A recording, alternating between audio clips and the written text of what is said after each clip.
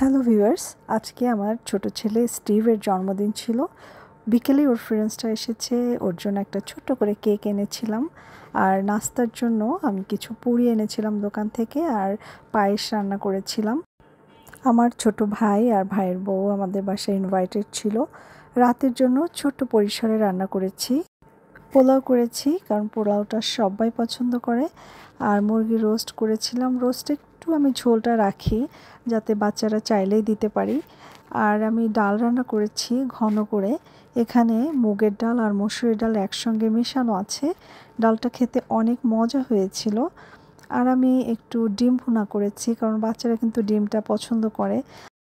সবজির মধ্যে শুধুমাত্র একটু ভাজি করেছি চিচিঙ্গা আর ডিম দিয়ে। এই ভাজিটা পোলাওর সাথে ওরা বেশ পছন্দই করে। আর গরু মাংস আলু দিয়ে রান্না করেছি। ছোটোখাটো হলেও দিনটা বেশ ভালো কেটেছে। এই তো আজকে এই পর্যন্তই। সবাই ওর জন্য দোয়া করবেন, ভালো থাকবেন। আমার চ্যানেলটির সঙ্গে থাকার জন্য ধন্যবাদ জানাচ্ছি। আজকে বিদায় নিচ্ছি। Good bye.